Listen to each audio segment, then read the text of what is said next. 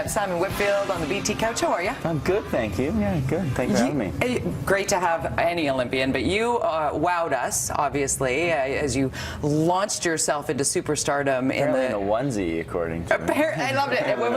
We went to break, and Simon was like, I totally used to like him. I loved it.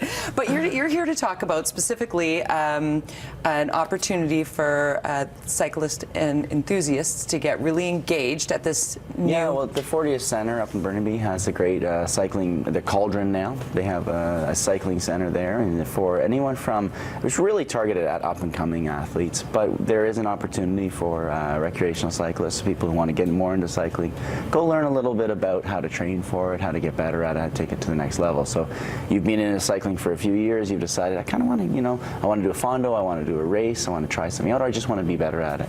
And there's an opportunity at the 40th Center at the Cauldron there to do that. They're saying that cycling at that next level that you're talking about is sort of taking over from what golf used to be. Yeah. It's sort of like the group, the guys or the gals or the mixture of both are really hitting the roads and rocking the spandex. Rocking the spandex. Maybe the unfortunate part of cycling. No, yeah, I've heard this analogy before. I think it's a fun social thing. There's groups in Victoria. I live in Victoria, but there's groups here in Vancouver.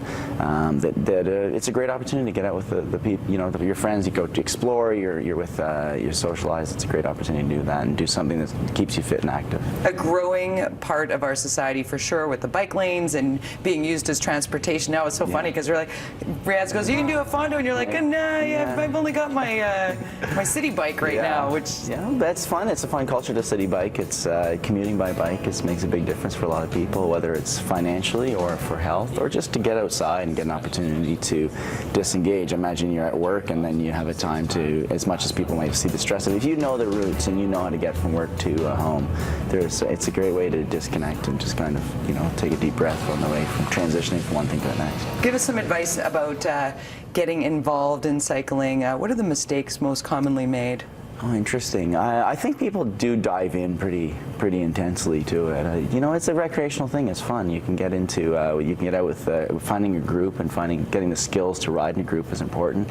The big thing is this share the road, and it's respecting cyclists, respecting the rules of the road, and drivers respecting too that it's you know that is a person with a father or a mother on that bike and using some common sense. Both cases, I think that's really important, and I see that a lot. I see a lot of that road rage with cyclists and cars that kind of go, can we just share the road, and we're all trying to get, you know, we're trying to get there. So yeah, and getting in for kids for me was really made an impact to just get my kids out more on the bike and let them take the pace at which they want, and not trying to say, you know, you've got to go. It was just, we went to the park, we rode around a little bit, they got uncomfortable, we stopped, and then we just eased into it. And now my kids really love cycling. They love being out on their bikes. And you did your first triathlon at 11?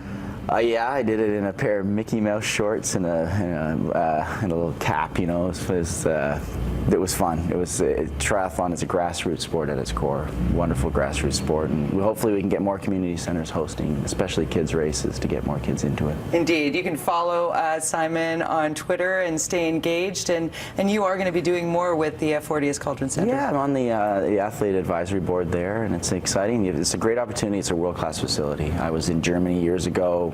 Very envious of the facilities they have. You now have one in Vancouver, and it's an incredible facility. Growing the sport, perhaps we'll find an athlete of the week from out there. Appreciate you being here. Thanks for having me. Cheers. Nice to see you. We will, of course, stay in touch with Simon. There's how you can connect with him.